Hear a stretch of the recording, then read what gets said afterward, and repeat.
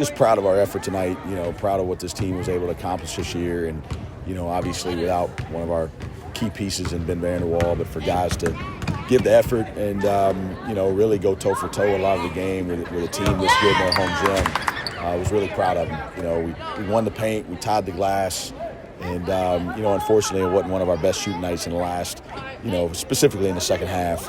And when you're playing in a game like this, you need your best guys banging shots, and PJ's been a warrior for us all year, and I go to war with him any day of the week, and he competed his tail off tonight, but it wasn't his night from the edges, and but Ed stepped up in a big way tonight. I thought Tom House stepped up. Those two guys ended up leading us in scoring tonight, and I was really encouraged by their production. You got an 11 for 11 shooting night from Ed, Davis, and Tyrese. So the bench really contributed when you needed them most without Vanderwall. Yeah, we were going to have the bench step up tonight, without Ben in the game. And we knew we were going to play Reese a decent amount tonight. And I thought he really did some things to help us. I thought Davis Molnar gave us some good minutes as well. And then, like you said, Ed goes 6 for 6 from the floor and leads us in scoring. So we can see what Ed's going to be. He's freshman this year, and he'll have a big time off season this summer. But he's going to make a big jump, and to do that on this stage, that's one of the best defenses in the country. And really, to be honest with you, we probably scored it a little bit more than I expected us to, especially with us only shooting 4 free throws the whole night.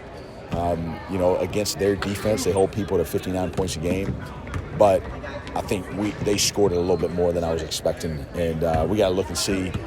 They made shots. They made some critical shots at critical times. But just to see where we might have had some missed assignments and some drop-off defensively, we needed to play a little bit better defensively to stay in that game tonight. What can you say, Coach, to wrap it up about Garrett hitting 108 wins? Tough loss tonight, but a guy who's seen the postseason multiple times with the Paladins and just probably going to go down as one of those that everyone always remembers.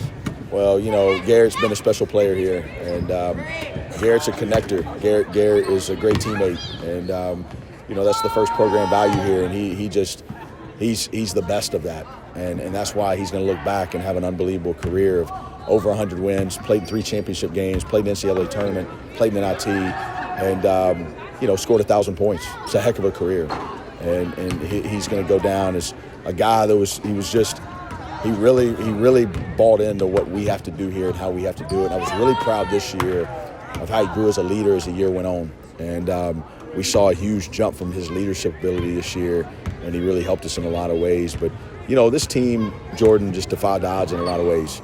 And we lost 70% of our scoring. We lost our top recruit in the middle of the summer. And, we come out and we win 25 games, which has only been done 4 times in the history of the program. 104 teams. There's only 4 that have won 25 games or more, and this team's one of them. And there's 3 teams that have won 25 games, but neither of those teams played in the championship game and gave themselves a chance to win the championship. And, what they did to go down in history as one of the best teams here with what they were up against and what we lost is really a remarkable story. And they had multiple moments in the season where they had to deal with some adversity, and they always kept showing up. And that's what I told them in the locker room. They were rewarded this year because they endured, and they endured well. I know you'll take some time off over this next week or two. What's next for Furman basketball? What's next for you after some on? Yeah, we'll get some much needed rest, and but then we'll be hitting recruiting pretty hard, and we got to go sign one guard and a guard that can score it, and a guard that can really shoot it, but also can move and make some plays with the ball in his hands and off the ball. And then, we'll get to our development program, and, that's always a big deal here. We really attacked the spring hard just individually and really trying to develop some guys. And we got some guys that can make some big jumps, Bowser and House and Ed and Davis and, Chuck. There's some Mason. Mason's going to be a really good player here. And so, we got a lot of pieces that we can really see make a jump before we get the new players here in June. And then, man, we're going to get to open this arena this offseason. I don't think people quite know what to expect. This thing's going to be amazing. And, so we got a great freshman class coming in here. We got some good players. We got some winners. We got some guys that really understand, Furman and what we're about. So, hey, tonight hurts. We wanted to advance in this tournament. Unfortunately, we didn't. But, man, we got some fun days ahead.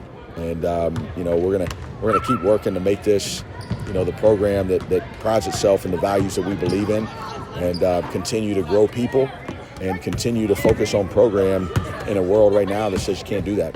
And I think we have a great opportunity to do that at Furman. We've already had all our player meetings. We had them last week.